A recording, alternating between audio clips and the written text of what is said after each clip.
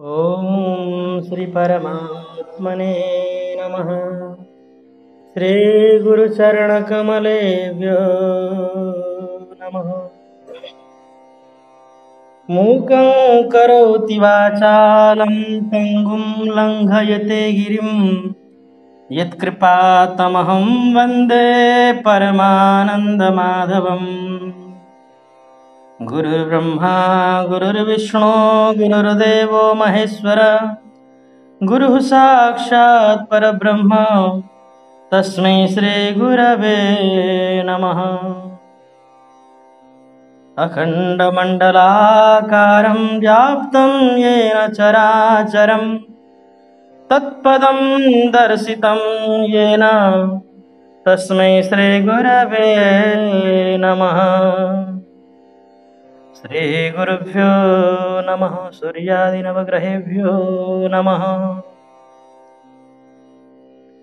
बृहज्जातकम ग्रंथ का वियोनि जन्माध्याय नामक तृतीय अध्याय का प्रकरण में हम लोग उपस्थित हो चुके हैं। आज के पाठ के क्रम में इस तृतीय अध्याय का प्रथम श्लोक का पाठ हो चुका है। पूर्व प्रसंग में आज का पाठ द्वितीय श्लोक से हम लोग आरंभ करेंगे। वियोनि नाम अर्थात विविध योनि नाम जन्म, अनेक प्रकार के योनियों का जन्म कैसे होता है, कैसे निर्धारण करेंगे कुंडली को देख करके। मनुष्य का ही इस समय जन्म हुआ है या जो कुंडली बन करके सामने हमारे समक्ष में आया हुआ है, यह मनुष्य से अतिरिक्त किसी प्राणी विशेष का कुंडली है। यह कैसे हम ज्ञात करें, इसके निमित्त जातक ग्रंथ को छोड़ करके अन्य कोई उपाय नहीं है। जातक ग्रंथ ही ऐसे ग्रंथ हैं जो इन सब रहस्यों से पर्दाओं को उद्घाटित कर देते हैं, अर्थात हमारे ज्ञान चक्षुओं को खोल देते हैं और यथार्थ जो रहस्य है इसको बताते हैं। कैसे हम उसको अन्वेषण कर पाएंगे, कैसे बता पाएंगे, किसी को फलित हम कैसे कर पाएंगे। अगर यह विधा को जानना हो तो इस अध्याय का पठन पाठन स्वयं में बहुत महत्वपूर्ण है। तो आज के इस सत्र में हम उपस्थित हो चुके हैं। कल के पाठ का थोड़ा सा स्मरण करते हुए प्रथम श्लोक का आवृत्ति करते हुए हम लोग आगे बढ़ेंगे। द्वितीय श्लोक से यद्यपि आज का पाठ है, तो प्रथम श्लोक यहाँ आवृत्ति करते हुए हम लोग आगे बढ़ते हैं। क्रूर ग्रही सुबलि, आप लोगों के समक्ष में स्क्रीन में श्लोक दिखाई दे रहा होगा, श्लोक को देखते हुए पढ़ेंगे आप लोग। श्लोक दिखाई दे रहा है सामने। क्रूरग्रहैः सुबलिभिर्विबलैः सौम्यैः क्लीबे चतुष्टयगते तदवेक्षणाद्वा चन्द्रोपगद्विरसभागसमानरूपं सत्वं वदेद् यदि भवेत् स वियोनिसंज्ञः। कह रहे हैं ग्रंथकार, क्रूरग्रहैः सुबलिभिः, क्रूर ग्रह बलवान हो किसी के कुंडली में, और सौम्य ही विबल, सौम्य शुभ ग्रह निर्बल हो। किसी के कुंडली में सबके सब शुभ ग्रह निर्बल हो और सबके सब पाप ग्रह बलवान हो, और नवग्रह ग्रह दो हैं, बुध और शनिश्चर दोनों चतुष्टय गते केंद्र में गए हुए हो, या चतुष्टय अर्थात 1 4 7 10 केंद्र भाव को पूर्ण दृष्टि से देखते हो। ये कंडीशन होना चाहिए लग्न कुंडली में तो। और उसके बाद में सीधा आप लोग पहुंचेंगे उसी व्यक्ति के द्वादशांश कुंडली में, उसी जातक के। और द्वादशांश कुंडली में चंद्र उपग द्विरस भाग, द्विरस अर्थात द्विरस भाग का मतलब है द्वादशांश। द्वादशांश कुंडली में चंद्र उपग, चंद्रमा जिस राशि में गया है, अब जैसे राशि में जिस प्रकार के राशि में गया है, जातक का स्वरूप ऐसा ही होगा। समान रूपम सत्वम, समान स्वरूप उसका रहेगा, और उस तत्समान सत्व का मतलब है पराक्रम से युक्त रहेगा वह जातक, वह प्राणी।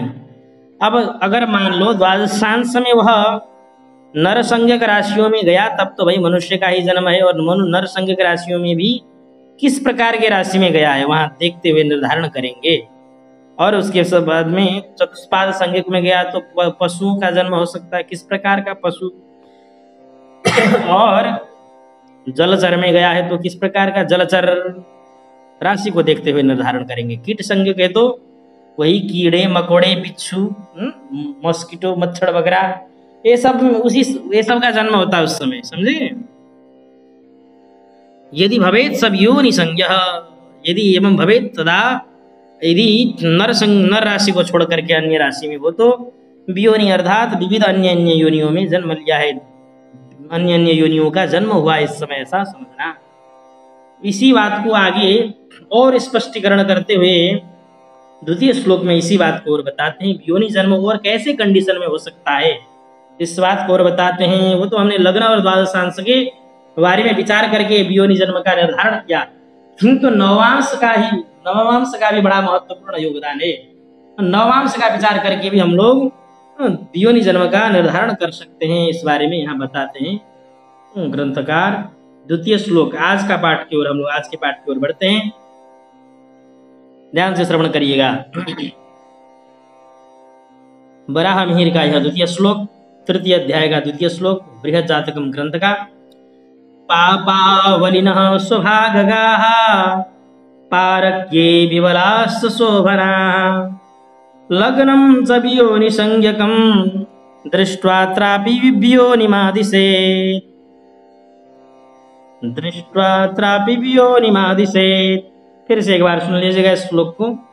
पापावलिनः स्वभागगाः, पापावलिनः स्वभागगाः पारक्ये विबलाश्च शोभनाः लग्नं च वियोनिसंज्ञकं, लग्नं च वियोनिसंज्ञकं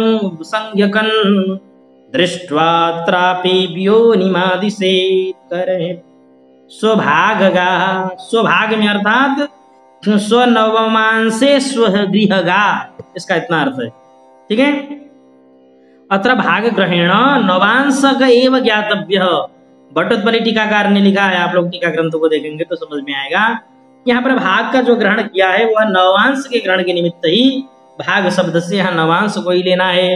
स्वभाग अर्थात स्वनवमांसगाः, अर्थात सबके सब पापी ग्रह, जितने भी पाप ग्रह हैं नवांश कुंडली में स्वगृही होकर के बैठ जाए, स्वभाग का इतना तात्पर्य हुआ, ठीक है। तो पापाः बलिनः स्वभागगाः, अर्थात पाप ग्रह नवांश कुंडली में स्वगृही होकर के बलवान हो जाएं।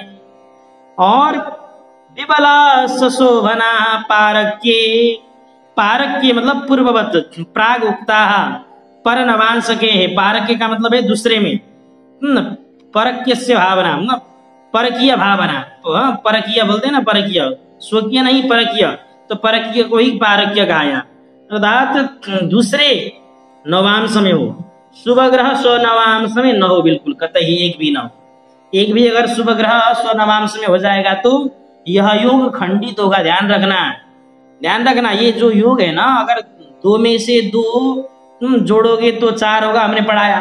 4 में से 4 का योग करने से 8 होगा, हमने पढ़ाया। लेकिन तुमको दिखाई दिया एक तरफ 4 और एक तरफ 3 दिखाई दिया, अरे थोड़ा सा ही तो अंतर है, हम 8 ही लिख देते हैं बोल करके 8 का फलित करोगे तो तुम्हारा सटीक नहीं माना जाएगा, गलत माना जाएगा। तो इसी तरह से फलित में भी जब तक पूर्ण योग घटित नहीं होगा तब तक वह योग का प्रतिफलन नहीं दिखाई देगा, समझे। अगर पाप ग्रह सबके सब स्वगृह हैं नवांश कुंडली में, किंतु शोभना ग्रह शुभ ग्रह विबल हैं, कोई बात नहीं, किंतु पारक के परगृह में नहीं गए हैं, तो कहीं शत्रु के घर में नहीं गए हैं, अपितु अपने ही घर में गए हैं, कोई एक भी अगर गया हुआ हो तो फिर वहां वह योग घटित नहीं होगा, ठीक है, वह योग घटित नहीं होगा। पारक के विबलाश्च शोभना, शुभ ग्रह पर घर में हो, निर्बल हो, तो फिर उसके बाद इतना ही नहीं, और एक और कंडीशन होना चाहिए, लग्नं च वियोनि संज्ञकं दृष्ट्वा त्रापि वियोनिमादिशेत्। लग्नं वियोनि संज्ञकं, लग्न क्या हो, वियोनि संज्ञक हो, लग्न क्या हो, वियोनि संज्ञक लग्न होना चाहिए। न वियोनि का मतलब है नरसंज्ञक लग्न न हो, नरसंज्ञक राशि न हो लग्न में, लग्न कुंडली में उस जातक का, समझे। एक तो नवांश कुंडली में पाप ग्रह सबके सब बलवान होकर के सुग्रीव हो, और शुभ ग्रह सबके सब सुग्रीव न हो, कोई भी निर्बल हो। और लग्न कुंडली में लग्न कैसा हो कि भाई जैसे सिंह लग्न है तो चतुष्पाद आ गया, वियोनि आ गया, ठीक है। हम लग्न में जो है मिथुन लग्न ना हो, तुला लग्न ना हो, कुंभ लग्न ना हो, मकर में तो कोई बात नहीं, वहां तो दोनों ही हुए, मतलब ये ना हो, नरसंज्ञक ना हो, नहीं होना चाहिए। और धनु लग्न का उत्तरार्ध ना हो, ठीक है, नहीं पूर्वार्ध ना हो, धनु लग्न का उत्तरार्ध नहीं पूर्वार्ध नरसंज्ञक होता है। तो इस तरह से इतना न हो तो जो है क्या होगा, उसके बाद और एक करना है। और क्या करना है, जो पूर्व में चंद्रमा का राशि बताया था ना द्वादशांश में जाकर के, इस इतना होने के बाद चंद्रमा जिस द्वादशांश कुंडली में जिस राशि में जाके बैठ जाए, उसके अनुसार क्या होगा, उसके अनुसार जातक का स्वरूप होगा। चंद्र जैसे पूर्व में जो प्रथम श्लोक में आया था, यहीं पर अनुवर्तन कर लेना, चंद्रोपगत आया था ना, तो चंद्र जो है चंद्रमा द्वादशांश कुंडली में जिस राशि में हो, द्वादशांश में हो, या फिर यहाँ पर जो अभी सौभाग्य का आया है तो नवांश कुंडली में भी जिस राशि में जाके बैठ जाए, यहाँ पर दोनों प्रकार से लेना, द्वादशांश कुंडली में या नवांश कुंडली में चंद्रमा जिस राशि का होकर के बैठेगा, उसके समान जो है दृष्ट्वा अत्रापि वियोनिम आदिशेत, अत्रापि अपि शब्देन पूर्ववत दृष्ट्वा, अर्थात पूर्ववत चंद्रस्य स्थितिम दृष्ट्वा, पूर्ववत पूर्व के समान चंद्रमा की स्थिति को देख करके जो है वियोनिम आदिशेत, वियोनि का जन्म हुआ है। मनुष्य से अतिरिक्त किसी प्राणी का, पक्षियों का, सरीसृप का, किसी का भी, जलचर प्राणी का किसी का भी जन्म हुआ है, ऐसा समझना, ठीक है।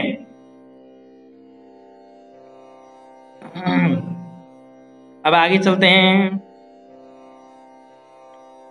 अब तृतीय श्लोक की ओर हम लोग बढ़ते हैं। अब यहां पर मान लो चतुष्पाद आ गया, अगर चौपाय का जन्म होना होगा तो वह चौपाय किस कलर का होगा, नहीं होता है। पहले के ज्योतिषी क्या बताते थे कि भाई तुम जो कुंडली लेके आए हो ये किसी पशु का कुंडली है, और वह पशु किस कलर का है ये भी बता देते थे, पूरा ब्लैक है कि चित गबरा है कि नहीं होता है, या काला सफेद मिक्स है कि कहाँ पर, जैसे पेट में इतने इस प्रकार से रेखा चिन्ह बना हुआ है, ये सब का निर्धारण कहीं अतिरिक्त कहीं नहीं बताते थे, कहीं से बाहर से नहीं बता रहे हैं, वे लोग ग्रंथ से ही बताते थे, ग्रंथ का ही वे लोग प्रैक्टिकल एकदम से क्या करते थे, अनुसंधान करते थे, प्रैक्टिकल घटाते थे, तब वो लोग सटीक फलित करने वाले होते थे वो लोग, आचार्य लोग। ज्योतिषाम अयनम चक्षु, ज्योतिष जो है नेत्र है, वेद पुरुष का नेत्र है, चक्षु है, तो आपको भी यहाँ दृष्टि दिया जा रहा है। भाई नेत्र तो भगवान ने आपको दिया है, अब आपकी मर्जी है, अब आप देखिए या मत देखिए। हाथ भगवान ने दिया है, हाथ को उठाइए या ऐसे लटका के रखिए। बुद्धि भगवान ने आपको दिया है, अब बुद्धि को यूज करिए या यूजलेस करके छोड़िए। तो ऐसे ही भाई यहाँ पर ज्योतिष ग्रंथ क्या करते हैं, ग्रंथ जो है रहस्य को उद्घाटित करके आपके समक्ष रख देते हैं। अब आपका कर्तव्य बनता है, हमारा कर्तव्य बनता है, उस योग को हम कितना गवेषण अन्वेषण करते हैं, कितना मनन चिंतन करते हैं और कितना घटाते हैं, उसमें निर्धारण करता है, ठीक है कि नहीं। इसलिए आप लोग में से जो ज्यादा अधिक घटाएगा और उतना ही वो जो है फलित में सक्सेसफुल होगा, एकदम पक्की बात है। इसलिए कहीं भाई किसी पक्षी का जन्म होता हुआ दिख जाए, किसी पशु का जन्म होता हुआ दिख जाए, नहीं होता है कैसे, कहीं अड़ोसी पड़ोसी में भाई गाय बच्चा दे देता है, भैंस बच्चा देता हुआ मिलता है, तो उस समय का तुरंत टाइम नोट करिए और फिर उसका कुंडली बना के देखिए, घटा के देखिए, फिर देखिए उसका चमत्कार, ठीक है कि नहीं। हम आशा करते हैं कि भाई आप लोग जो है, आप लोग में से कोई घटा करके हमको कुंडली भी दिखाएगा, देखते हैं कितना कोई घटा के बताता है, ठीक है। प्रैक्टिकल करके बताइएगा, अपना अनुभव भी बताइएगा हमको, ठीक है। आगे चलते हैं। अब पूर्व में काल पुरुष के अंग के बारे में बताया था, पूर्व के अध्यायों में बताया था, कालांगानी क्या बताया था, हृत्क्रोड़ वासो भृतो, कालांगानी भरांगमान मुरो हृत्क्रोड़ वासो भृतो कह करके वो प्रथम अध्याय से ही हम लोग पढ़ते हुए आए थे। वह तो मनुष्य के विषय में कौन से राशि कौन से अंग का प्रतिनिधित्व करता है, तो वह राशि में यदि खराब प्रभाव हो ग्रहों का तो वह अंग खराब होगा, वह यदि वह राशि पुष्ट हो तो वह अंग भी पुष्ट होगा। इस तरह से फलित बताया जा चुका है। तो पशुओं के बारे में तो नहीं बताया था, पशुओं का उसी प्रकार से तो घटा नहीं सकते हैं, तो पशुओं के अंग का निर्धारण कैसे करेंगे, तो यहाँ पर बता रहे हैं इस श्लोक से, यह तृतीय श्लोक उसी पर केंद्रित है, वियोनि जन्माध्याय के निमित्त उसी में केंद्रित है। किस राशि को कौन अंग समझा जाए, पशुओं का कौन सा अंग समझा जाए, ठीक है। क्रिय शिरो, जैसे नहीं होता है कोई कोई बेल का क्या होता है, कहीं कहीं पीठ में घाव हो जाता है, पैरों में घाव हो जाता है, खंज हो जाता है बैल, किसी के आंख फूट जाता है, बैलों में भी तो ये होता है, दुर्घटना का शिकार बन जाता है। तो वह अंग खराब हुआ, इसका मतलब साफ साफ है उस स्थान की राशि पर, मतलब जो जिस स्थान में उसका घाव हुआ है, व्रण हुआ है, रोग हुआ है, उस स्थान पर। या कुत्तों का भी देखते हैं आप लोग, वो भी चौपाया है, चतुष्पाद है ना, कुत्ता भी नहीं होता है, सारे इस बदन में किसी किसी का घाव हुआ रहता है, स्किन एलर्जी हुआ रहता है, जरूर उसके बुध पर पाप ग्रह का प्रभाव होगा जरूर से, ठीक है ना। मनुष्य में हम लोग जैसे घटाते हैं, पशुओं में भी इस तरह से बिल्कुल हम लोग अंतरंग बिल्कुल घुस करके जो है फलित कर सकते हैं। पूर्व में क्या होता था कि बड़े बड़े राजा लोग, महाराजा लोग होते थे और उनके राज वैद्य राज ज्योतिषी होते थे। वैदिक शास्त्र और ज्योतिषियों का एकदम अन्योन्य भाव संबंध है परस्पर में, क्योंकि प्रत्येक औषधियों का जैसे औषधियों का जब निर्माण होता था पूर्व काल में, औषधियों का परिपाक किया जाता था, औषधियों को पकाया जाता था, और उससे औषधियों को पकाने के लिए, और औषधियों को पकाने के तो दूर की बात, जब औषधियों का क्रंतन होता, मतलब औषधियों को तोड़ा जाता था, वृक्षों को तोड़ा जाता था, काटा जाता था, तो उस समय का भी तिथि मुहूर्त बार का निर्धारण करके ही उसको काटा जाता था, ठीक है कि नहीं भाई। कौन सी तिथि में, कौन से बार में, सुबह के रात्रि के समय में नहीं करना, ये सब विचार किया जाता था। इसलिए आयुर्वेद के ही कोई व्यक्ति ज्योतिष शास्त्र पर आक्षेप करे तो ये बड़ा दुखदाई है, ठीक है ना, क्योंकि बिना ज्योतिष के आयुर्वेद की भी कोई गति नहीं है, एकदम कोई अतिशयोक्ति नहीं होगी। आज आयुर्वेद शास्त्र बिल्कुल डाउन की ओर जा रहा है। क्यों जा रहा है? क्योंकि ज्योतिष शास्त्र को उसने खंडन करना आरंभ कर दिया। ज्योतिष शास्त्र का कोई ज्ञाता नहीं रहा। पहले आयुर्वेद को जानने वाले ज्योतिष को भी जानते थे, ठीक है ना। तो इसलिए वे लोग क्या करते थे, तिथि बार मुहूर्त नक्षत्र आदि का गणना करके समय वेला को देखते हुए उस औषधियों को निकालते थे, उस समय उसको पकाते थे, उसी समय उसको निर्माण करते थे, तब वो जो है बिल्कुल सक्सेसफुल होते थे और उनका दवा काम करता था। आज दवा काम नहीं करता, इसलिए, ठीक है कि नहीं। अपने ही पैर पर कुल्हाड़ी कुछ लोग मार रहे हैं, उनका नाम नहीं लेना चाहेंगे यहाँ पर पाठ्यक्रम में, ठीक है। मस्तु। अब यहाँ पर अंगों का विभाजन जो किया जा रहा है उसके बारे में हम लोग पढ़ते हैं। क्रिय शिरो वक्त्र गलो, तृतीय श्लोक सब लोग ध्यान देंगे। क्रिय शिरो वक्त्र गलो वृषेण्ये वृषोन्ये पादोंसकं पृष्ठमुरोथ पार्श्वे कुक्षिस्त्वपानांग्र्यथ मेढ्रमुष्कौ स्फिक्पुच्छमित्याह चतुष्पदांगे। फिर एक बार से सुन लीजिएगा श्लोक को। क्रियः शिरो वक्त्र गलो वृषोंके वृषोन्ये पादोंसकं पृष्ठमुरोथ पार्श्वे कुक्षिस्त्वपानांग्र्यथ मेढ्रमुष्कौ स्फिक्पुच्छमित्याह चतुष्पदांके। क्रिय कहते हैं मेष को, मेष से गिनना, मेष राशि से किसी भी पशुओं का सिर पकड़ना। सिर अच्छा होगा खराब होगा, मेष राशि देखिए। वक्त्र गलो वृष राशि से वक्त्र मतलब और गला, वक्त्र कहते हैं गल कंबल नहीं होता है गले में लटकता हुआ, गल कंबल गले का पूरा भाग, और मुख का भाग, मुख और गला ये दोनों लेना। पशुओं का ध्यान रखना चतुष्पाद के निमित्त, चाहे गधा हो, चाहे बैल हो, चाहे भैंस हो, चाहे कुत्ता हो, चाहे बिल्ली हो, कुछ भी चतुष्पाद होना चाहिए, ठीक है। और अन्य का मतलब है मिथुन से, मिथुन राशि से क्या लेना, पादोंसकम, पाद का मतलब है आगे के दो पैर, और अंशकम कहते हैं पादोंसकौ अर्थात अंश को, यहाँ अंश का मतलब होता है स्कंध, कंधा, ठीक है, ठीक है। स्कंध, कंधा नहीं होता है जहां पर बैल को जोता जाता है, जहां पर रख करके डंडे में कुछ जोतने वाले जोतते हैं तो, ठीक है। शकट को डुबाने वाले भी उसके स्कंध में तो रखते हैं, ठीक है ना, शकट के उस डंडे को, आगे के डंडे को। तो ये जो है मिथुन राशि से निर्धारण करना, दो पैर, आगे के दो पैर कैसे रहेंगे और स्कंधा कैसा रहेगा, कंधा कैसा रहेगा, यह मिथुन राशि से निर्धारण। और कर्कट पृष्ठम, कर्कट राशि से पृष्ठ भाग को लेना, पीठ को, ठीक है। और पीठ में बोझा ढोता है ना, पीठ। आगे उरोथ, उर कहते हैं छाती को, सिंह राशि से छाती को लेना, कैसा होगा छाती।